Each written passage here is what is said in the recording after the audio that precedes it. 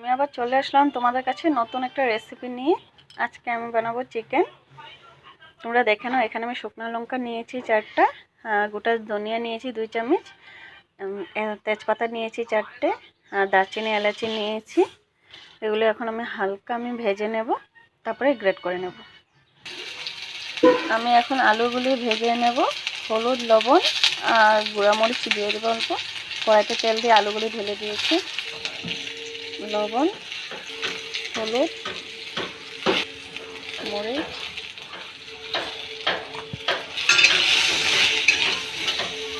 আমি এখন 5 মিনিট ঢেকে রাখবো। আমার আলুগুলি ভাজা হয়ে গিয়েছে। এখন আমি কড়াইতে তেল দিয়ে দিয়েছি। 2টি পেঁয়াজ নিয়েছি কুচি কুচি করে কেটে, আমি হালকা ভেজে নামিয়ে নেব। আমার পেঁয়াজগুলি ভাজা হয়ে গিয়েছে, এখন আমি নামিয়ে নেব। আমি নামিয়ে নিয়েছি। আজকে আমি কুকারে বানাবো, তাই আমি কুকার বসিয়ে দিয়েছি। কুকার গরম হয়ে গিয়েছে, তেলও ঢেলে দিয়েছি। আর এটাতে আমি নিয়েছি আদা, রসুন আর পেঁয়াজ একসঙ্গে গ্রেট করে নিয়েছি।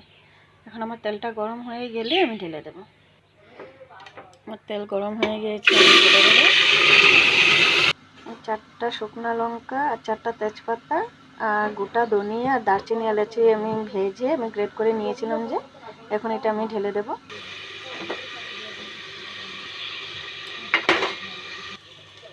চিকেন এখন আমি দিয়ে দেব।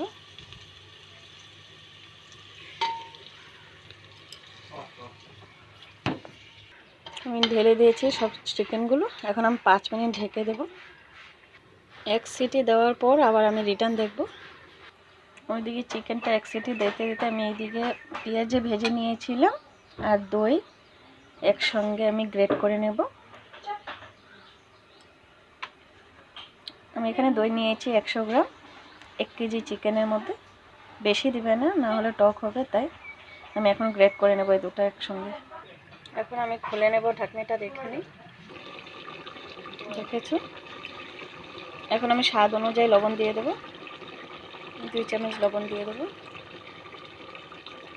আমার গ্রেট করা হয়েছে দই আর পেঁয়াজ, এখন আমি ঢেলে দেব।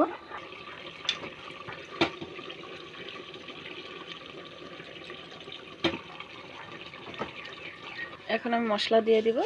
হলুদ 1 চামচ, জিরা, মরিচ আর ধনিয়া দেব না, কারণ গোটা ধনিয়া দিয়েছিলাম গ্রেট করে ভেজে।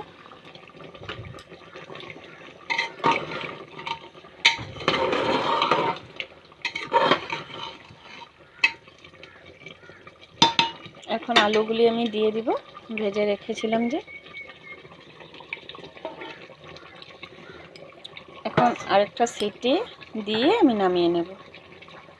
দেখে নাও, আমি সিটি খুলে নিয়েছি, ঢাকনা খুলে নিয়েছি। এখন কত সুন্দর কালার এসে গিয়েছে। এখন অল্প জল দিয়ে তারপরে আমি গরম মশলা দেবো, তারপরে নামিয়ে নেব। আর এখানে আমি 2 চামচ ঘি দিব। এখন আমি 2 চামচ ঘি দিয়ে দেবো, আর 1 চামচ ঢেলে দিলাম।